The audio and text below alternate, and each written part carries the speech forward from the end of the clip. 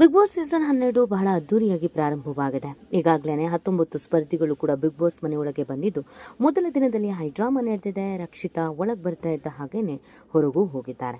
ಇದ್ರ ಬಗ್ಗೆ ಸಾಕಷ್ಟು ಚರ್ಚೆಗಳು ನಡೀತಾ ಇದೆ. ಮೊದಲಿಂದಲೂ ಕ್ರೇಜ್ ಇತ್ತು ಬಿಗ್ ಬಾಸ್ಗೆ ಯಾರು ಬರ್ತಾರೆ ಯಾರು ಹೋಗ್ತಾರೆ ಅಂತ. ಆ ಪೈಕಿ ಕೆಲವರ ಹೆಸರು ಮೊದಲೇ ಗೊತ್ತಿತ್ತು, ಇನ್ನು ಕೆಲವರದು ಶಾಕಿಂಗ್ ಅಂತ ಅನಿಸಿದೆ. ಇಲ್ಲಿ ಮುದ್ದುಲಕ್ಷ್ಮಿ ಸೀರಿಯಲ್ನ ಅಶ್ವಿನಿ ಬಂದಿದ್ದಾರೆ. ಮುದ್ದುಲಕ್ಷ್ಮಿ ಸೀರಿಯಲ್ನ ಹೀರೋ ಮತ್ತು ಹೀರೋಯಿನ್ ಇಬ್ಬರೂ ಕೂಡ ಇಲ್ಲಿಗೆ ಆಗಮಿಸಿದ್ದಾರೆ. ಆದರೆ ಆಶ್ಚರ್ಯ ಏನು ಅಂತಂದರೆ, ಮುದ್ದುಲಕ್ಷ್ಮಿ ಸೀರಿಯಲ್ನ ಹೀರೋಯಿನ್ನ ನೋಡಿ ಆಶ್ಚರ್ಯ ಆಗಿಲ್ಲ, ಹೀರೋಯಿನ್ನ ಅವತಾರ ನೋಡಿ ಎಲ್ಲರೂ ಶಾಕ್ ಆಗಿದ್ದಾರೆ. ಮುದ್ದುಲಕ್ಷ್ಮಿ ಸೀರಿಯಲಲ್ಲಿ ನೋಡಿದ್ದು ನಾವು ಇದೇ ಅಶ್ವಿನಿ ಅವರನ್ನು. ಬಿಗ್ ಬಾಸ್ನಲ್ಲಿ ಯಾಕೆ ಹಿಂಗಾದ್ರು? ಅಯ್ಯೋ ಚೆನ್ನಾಗೇ ಇದ್ರಲ್ಲ ನೋಡೋದಕ್ಕೆ, ಆದರೆ ಸಡನ್ನಾಗಿ ಈ ರೀತಿ ಬದಲಾಗೋದಕ್ಕೆ ಕಾರಣ ಏನು ಅಂತ ಅನೇಕರು ಪ್ರಶ್ನಿಸ್ತಾ ಇದ್ದಾರೆ. ಈ ಲುಕ್ ನಿಜವಾಗ್ಲೂ ಚೆನ್ನಾಗಿಲ್ಲ, ಮೊದಲೇ ಚೆನ್ನಾಗಿದ್ರು ಅನ್ನೋದನ್ನು ಕೂಡ ಹೇಳ್ತಾ ಇದ್ದಾರೆ. ಅಷ್ಟಕ್ಕೂ ಆಗಿದ್ದಾದ್ರೂ ಏನು? ಮುದ್ದುಲಕ್ಷ್ಮಿ ಸೀರಿಯಲ್ನ ಅಶ್ವಿನಿ ಅವರು ಈ ಪರಿ ಬದಲಾಗೋದಕ್ಕೆ ಕಾರಣ ಏನು? ಅವ್ರ ಲೈಫಲ್ಲಿ ಏನಾಯಿತು? ಯಾಕೆ ಚೆನ್ನಾಗಿದ್ದವರು ಈ ರೀತಿಯಾಗಿ ಹಾಳು ಮಾಡಿಕೊಂಡ್ರು ಅವರ ಸೌಂದರ್ಯವನ್ನು? ಇದೆಲ್ಲವನ್ನು ಈ ವಿಡಿಯೋದಲ್ಲಿ ಹೇಳ್ತಾ ಹೋಗ್ತೀವಿ. ಆದರೆ ಇಲ್ಲಿವರೆಗೂ ನಿಮ್ಮ ಮೇಘಾ ಸುದ್ದಿಯನ್ನು ಸಬ್ಸ್ಕ್ರೈಬ್ ಮಾಡಿಲ್ಲ ಅಂದರೆ ಈಗಲೇ ಸಬ್ಸ್ಕ್ರೈಬ್ ಮಾಡಿ. ಹೆಚ್ಚಿನ ಮಾಹಿತಿಗಾಗಿ ಬೆಲ್ ಐಕಾನ್ ಪ್ರೆಸ್ ಮಾಡೋದನ್ನು ಮರಿಬೇಡಿ. ಎಸ್, ಮುದ್ದುಲಕ್ಷ್ಮಿ ಸೀರಿಯಲ್ನ ಹೀರೋಯಿನ್ ಅಶ್ವಿನಿ ಕನ್ನಡದ ಕೆಲವೊಂದು ರಿಯಾಲಿಟಿ ಶೋನಲ್ಲಿ ಮತ್ತೊಂದೆರಡು ಸೀರಿಯಲ್ನಲ್ಲಿ ನಟಿಸಿದ್ದಾರೆ. ಅದರಲ್ಲಿ ಮುದ್ದುಲಕ್ಷ್ಮಿಯಿಂದ ಸಿಕ್ಕಾಪಟ್ಟೆ ಫೇಮಸ್ ಆದರು. ಇವರಿಗೆ ಇವರದೇ ಆದಂಥ ಫ್ಯಾನ್ ಬೇಸ್ ಇದೆ.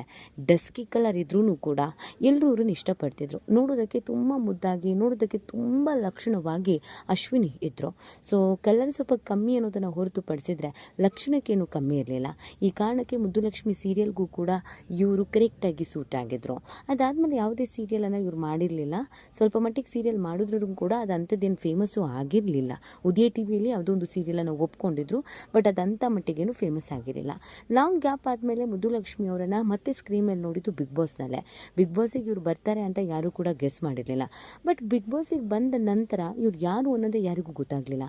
ಅಯ್ಯೋ ಇವ್ರು ಯಾರು, ಎಲ್ಲೋ ನೋಡಿದ್ದೀವಲ್ಲ, ಎಲ್ಲೋ ವಾಯ್ಸ್ ಕೇಳಿದ್ದೀವಲ್ಲ ಅಂತ ಕೆಲವರು ಆಶ್ಚರ್ಯಪಟ್ಟರು. ಯಾವಾಗ ಬಿಗ್ ಬಾಸ್ ವೇದಿಕೆ ಮೇಲೆ ಮುದ್ದುಲಕ್ಷ್ಮಿ ಸೀರಿಯಲ್ನ ಪ್ರೋಮೋ ರಿಲೀಸ್ ಆಯಿತು, ಆಗ ಇದು ಮುದ್ದುಲಕ್ಷ್ಮಿ ಅಶ್ವಿನಿನ ಅಂತ ಎಲ್ಲರೂ ತಲೆ ಮೇಲೆ ಕೈ ಹೊತ್ತು ಕೂತರು. ಆ ಥರದೊಂದು ಬದಲಾವಣೆ ಅವರ ತುಟಿಯಲ್ಲಿ ಇತ್ತು. ಹೌದು, ಮೊದಲಿದ್ದಂಥ ತುಟಿಗೂ ಈಗಾಗಿರುವಂಥ ತುಟಿಗೂ ಅಜಗಜಾಂತರ ವ್ಯತ್ಯಾಸ ಇದೆ. ಮೊದಲಿದ್ದಿದ್ದೆ ನಿಜವಾಗ್ಲೂ ಚೆನ್ನಾಗಿತ್ತು, ಈಗ ಯಾಕೆ ಹಿಂಗೆ ಮಾಡ್ಕೊಂಡಿದ್ದಾರೋ ಗೊತ್ತಿಲ್ಲ, ಅದಕ್ಕೆ ಕೆಡ್ದಾಗ ಕಾಣ್ತಿದೆ ಅಂತ ಅನೇಕರು ಕಮೆಂಟ್ ಮಾಡಿದ್ದಾರೆ. ಅದಕ್ಕೆ ಇಲ್ಲಿ ಕಾರಣ ಕೂಡ ಇದೆ. ಹೌದು, ಸಿನಿಮಾದಲ್ಲಿ ಅವಕಾಶ ಸಿಗಬೇಕು, ಸೀರಿಯಲಲ್ಲಿ ಅವಕಾಶ ಸಿಗಬೇಕು ಅಂತಂದರೆ ನೋಡೋದಕ್ಕೆ ಮುದ್ದಾಗಿರಬೇಕು, ಲಕ್ಷಣವಾಗಿರಬೇಕು, ಚೆನ್ನಾಗಿರಬೇಕು, ಬೋಲ್ಡ್ ಆಗಿರಬೇಕು, ಎಲ್ಲ ಪಾತ್ರಗಳಿಗೂ ಸೂಟ್ ಆಗಬೇಕು. ಯಾವುದಾದ್ರೂ ಒಂದೇ ಒಂದು ದೇಹದ ಪಾರ್ಟ್ ನ್ಯೂನ್ಯತೆ ಇದ್ರೂ ಕೂಡ ಅವ್ರಿಗೆ ಆಫರ್ ಸಿಗಲ್ಲ ಅಂತ ಹೇಳ್ತಾರೆ. ಇನ್ನು ಕೆಲವರು ನಿಮ್ಮ ಕಣ್ಣು ಸರಿ ಇಲ್ಲ, ನಿಮ್ಮ ತುಟಿ ಸರಿ ಇಲ್ಲ, ನಿಮ್ಮ ಮುಖ ಸರಿ ಇಲ್ಲ, ನಿಮ್ಮ ಸ್ಮೈಲ್ ಸರಿ ಇಲ್ಲ, ನಿಮ್ಮ ಹಲ್ ಸರಿ ಇಲ್ಲ ಅಂತ ಹೇಳಿ ರಿಜೆಕ್ಟ್ ಮಾಡಿರೋದು ಕೂಡ ಇದೆ. ಅನೇಕ ಪಾತ್ರಗಳನ್ನು ಅನೇಕ ಕಲಾವಿದರು ಈ ರೀತಿಯಾಗಿ ಕಳ್ಕೊಂಡಿದ್ದು ಕೂಡ ಇದೆ. ಅದೇ ಸಾಲಿಗೆ ಮುದ್ದುಲಕ್ಷ್ಮಿ ಸೀರಿಯಲ್ನ ಅಶ್ವಿನಿ ಕೂಡ ಸೇರ್ತಾ ಇದ್ದಾರೆ. ಹೌದು, ಅಶ್ವಿನಿ ಅವರಿಗೆ ಅದು ಯಾರು ಏನು ಹೇಳಿದ್ರೋ ಗೊತ್ತಿಲ್ಲ, ನೋಡೋದಕ್ಕೆ ನಿಮ್ಮ ತುಟಿ ಚೆನ್ನಾಗಿಲ್ಲ ಅನ್ನೋದನ್ನು ಹೇಳಿಬಿಟ್ಟಿದ್ದಾರೆ. ಅವರ ತುಟಿ ಸ್ವಲ್ಪ ಮಟ್ಟಿಗೆ ಫ್ಲ್ಯಾಟ್ ಆಗಿತ್ತು. ಸೊ ಈ ಕಾರಣಕ್ಕಾಗಿ ನಿಮ್ಮ ಸ್ಮೈಲ್ ಚೆನ್ನಾಗಿಲ್ಲ, ಲಿಪ್ಸ್ಟಿಕ್ ಹಾಕಿದ್ರೆ ಹೈಲೈಟ್ ಆಗಲ್ಲ, ನಿಮ್ಮ ತುಟಿ ಮೇಲ್ಭಾಗದಲ್ಲಿ ನಿಜವಾಗ್ಲೂ ಚೆನ್ನಾಗಿಲ್ಲ ಅಂತ ಡೈರೆಕ್ಟರು, ನಿರ್ಮಾಪಕರು ಯಾರೋ ಹೇಳಿದ್ದಾರೆ. ಇದನ್ನು ತುಂಬ ಸೀರಿಯಸ್ ಆಗಿ ಅಶ್ವಿನಿ ತೆಗೆದುಕೊಳ್ತಾರೆ. ಮುದ್ದುಲಕ್ಷ್ಮಿ ಸೀರಿಯಲ್ ಮುಗಿದ ನಂತರ ಅವರಿಗೆ ಹೇಳಿಕೊಳ್ಳುವಂಥ ಅವಕಾಶಗಳು, ಆಫರ್ಗಳು ಬರೋದಿಲ್ಲ. ಈ ಸಂದರ್ಭದಲ್ಲಿ ಅವ್ರಿಗೆ ಅನಿಸೋದು ತಾನು ಸ್ವಲ್ಪನಾದರೂ ಸರ್ಜರಿ ಮಾಡಿಸ್ಕೊಳ್ಬೇಕಾಗತ್ತೆ, ಸ್ವಲ್ಪ ಬೋಲ್ಡ್ ಆಗಿ ಸೆಕ್ಸಿಯಾಗಿ ಕಾಣೋದಕ್ಕೆ ಏನಾದರೂ ಮಾಡಬೇಕಾಗತ್ತೆ ಅಂತ. ನಿಮಗೆ ಈ ಹಿಂದಿಯಲ್ಲೆಲ್ಲ ಇದು ತೀರಾ ಕಾಮನು. ಅನೇಕ ಹೀರೋಯಿನ್ಸು ಸೆಕ್ಸಿಯಾಗಿ ಕಾಣೋದಕ್ಕೆ ಅಂತಾನೆ ತಮ್ಮ ಲಿಪ್ಸನ್ನು ಸರ್ಜರಿ ಮಾಡ್ಕೊಳ್ತಾರೆ. ಲಿಪ್ಸ್ ದಪ್ಪ ಇರಬೇಕು ಅನ್ನೋದು ಕೆಲವರ ಆಸೆ ಆಗಿರುತ್ತೆ. ಇನ್ನು ಕೆಲವರು ಲಿಪ್ಸ್ ದಪ್ಪವಾಗಿದ್ದರೆ ಲಿಪ್ಸ್ಟಿಕ್ ಚೆನ್ನಾಗಿ ಹಚ್ಬೋದು, ಹೈಲೈಟ್ ಆಗುತ್ತೆ, ನೋಡೋದಕ್ಕೆ ಚೆನ್ನಾಗಿರುತ್ತೆ ಅಂತ ಕೂಡ ಹೇಳ್ತಾರೆ. ಆ ಕಾರಣಕ್ಕಾಗಿ ಅನೇಕ ಹೀರೋಯಿನ್ಸ್ಗಳು ತಮ್ಮ ಲಿಪ್ಸನ್ನು ಸರ್ಜರಿ ಮಾಡ್ಕೊಂಡಿದ್ದಿದೆ. ಪ್ರಿಯಾಂಕಾ ಚೋಪ್ರಾ ಸೇರಿದಂತೆ ಕೆಲವರ ಲಿಪ್ಸ್, ಇತ್ತೀಚೆಗೆ ಶ್ರೀಲೀಲಾ ಅವರು ಕೂಡ ಅವರ ಲಿಪ್ಸನ್ನು ಸರ್ಜರಿ ಮಾಡಿಸ್ಕೊಂಡಿದ್ದಾರೆ ಅಂತ ಕೂಡ ಹೇಳ್ತಾ ಇರ್ತಾರೆ. ಸೊ ಇವರೆಲ್ಲರೂ ಕೂಡ ಲಿಪ್ಸನ್ನು ಸರ್ಜರಿ ಮಾಡ್ಕೊಂಡಿರೋದಕ್ಕೆ ಹೈಲೈಟ್ ಆಗಿ ಕಾಣ್ತಾ ಇದ್ದಾರೆ ಎನ್ನುವುದನ್ನು ಹೇಳ್ತಾರೆ. ಅದೇ ರೀತಿಯಾಗಿ ಅಶ್ವಿನಿ ಅವರು ಕೂಡ ತಮ್ಮ ಫ್ಲ್ಯಾಟ್ ಆಗಿದ್ದಂಥ ಲಿಪ್ಸನ್ನು ಸರ್ಜರಿ ಮಾಡ್ಕೊಳ್ಬೇಕು ಅಂತ ನಿರ್ಧರಿಸಿ ಸರ್ಜರಿ ಮಾಡ್ಕೊಂಡಿದ್ದಾರೆ. ಆದರೆ ಎಷ್ಟೋ ಬಾರಿ ಕೆಲವರಿಗೆ ಸರ್ಜರಿ ಕೆಡ್ದಾಗ ಆಗೋಗಿರುತ್ತೆ. ತಾವು ಅಂದ್ಕೊಂಡಂಗೆ ಬರೋದೇ ಇಲ್ಲ. ಕೆಲವರು ಸರ್ಜರಿ ಮಾಡಿಸ್ಕೊಂಡೇ ಜೀವನ ಹಾಳು ಮಾಡ್ಕೊಂಡಿದ್ದು ಕೂಡ ಇದೆ. ನೋಡೋದಕ್ಕೆ ಕೆಟ್ಟದಾಗಿ ಕಾಣೋದು ಕೂಡ ಇದೆ. ಅಶ್ವಿನಿ ಅವ್ರ ವಿಚಾರದಲ್ಲಿ ಆಗಿರೋದು ಕೂಡ ಅದೇನೆ.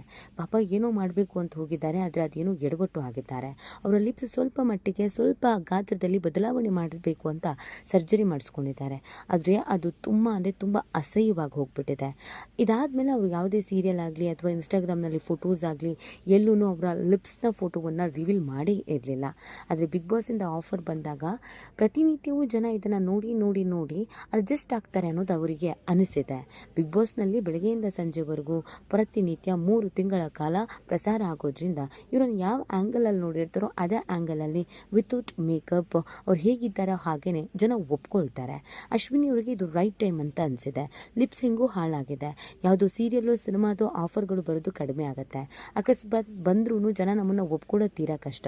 ಜನ ಒಪ್ಕೊಂಡ್ರು ನಿರ್ಮಾಪಕರು ನಿರ್ದೇಶಕರು ಒಪ್ಕೊಳ್ಳೋದು ಕಷ್ಟ. ಹಾಗಾಗಿ ನಾನು ಬಿಗ್ ಬಾಸಿಗೆ ಹೋಗಿ ಅಲ್ಲಿ ಇದೇ ರೀತಿಯಾಗಿ ಇದ್ದಾಗ ಜನ ನಾನು ಹೇಗಿದ್ದೀನೋ ಹಾಗೆ ಒಪ್ಕೊಳ್ತಾರೆ ಅಂತ ಹೇಳಿ ಬಿಗ್ ಬಾಸನ್ನು ಒಪ್ಕೊಂಡಿದ್ದಾರೆ. ಆದರೆ ಅಶ್ವಿನಿ ಫ್ಯಾನ್ಸ್ಗೆ ನಿಜವಾಗ್ಲೂ ಬಿಗ್ ಬಾಸನ್ನು ನೋಡಿ ಶಾಕ್ ಆಗಿದೆ. ಚೆನ್ನಾಗಿದ್ದವರು ಈ ರೀತಿಯಾಗಿ ಯಾರ್ದೋ ಮಾತು ಕೇಳಿಕೊಂಡು ಸರ್ಜರಿ ಮಾಡಿಸ್ಕೊಳ್ಳುವಂಥ ಅವಶ್ಯಕತೆಗೆ ಇರಲಿಲ್ಲ. ಸ್ವಲ್ಪನೂ ಚೆನ್ನಾಗಿ ಕಾಣ್ತಿಲ್ಲ, ಮೊದಲೇ ಚೆನ್ನಾಗಿದ್ರು. ನಮ್ಮ ಜನ ಯಾಕೆ ಹೀಗೆ ಅವರ ಸೌಂದರ್ಯವನ್ನು ಹಾಳು ಮಾಡ್ಕೊಳ್ತಾರೋ, ಯಾರೋ ಮಾತನ್ನು ಕೇಳಿ ಯಾಕೆ ಈ ರೀತಿಯಾಗಿ ಮಾಡ್ಕೊಳ್ತಾರೋ ಅಂತ ಬೇಸರ ವ್ಯಕ್ತಪಡಿಸ್ತಾ ಇದ್ದಾರೆ. ಅವರು ನೋಡಿದಾಗೆಲ್ಲ ಅವರ ತುಟಿಯನ್ನು ನೋಡಿ ಕೆಲವರು ಹೇಗಿದ್ದ ಹುಡುಗಿ ಹೇಗಾದ್ರು ಅಂತ ಅಂತ ಇದ್ದಾರೆ. ಇನ್ನು ಕೆಲವರು ಇದು ನಮ್ಮ ಮುದ್ದುಲಕ್ಷ್ಮಿ ಅಶ್ವಿನಿನ ಖಂಡಿತ ಎಲ್ಲ ಇದ್ಯಾರೋ ಬೇರೆಯವರು ಇರಬೇಕು ಅಂತ ಹೇಳ್ತಾ ಇದ್ದಾರೆ. ನಿಮಗೆ ಅವರು ನೋಡಿ ಏನನ್ನಿಸ್ತು? ನೀವು ಹೀಗೆ ಕನ್ಫ್ಯೂಷನ್ಸ್ ಆದ್ರಾ? ಸೊ ಅವರ ಈ ಸರ್ಜರಿ ಬಗ್ಗೆ ನಿಮ್ಮ ಅನಿಸಿಕೆ ಮತ್ತು ಅಭಿಪ್ರಾಯ ಏನು? ಮೊದಲೇ ಚೆನ್ನಾಗಿದ್ರಾ, ಈಗ ಚೆನ್ನಾಗಿದ್ದಾರಾ? ಇದನ್ನು ನೀವು ಕೂಡ ಕಮೆಂಟ್ ಮಾಡಿ ನಿಮ್ಮ ಅನಿಸಿಕೆ ಮತ್ತು ಅಭಿಪ್ರಾಯವನ್ನು ತಿಳಿಸಬಹುದು.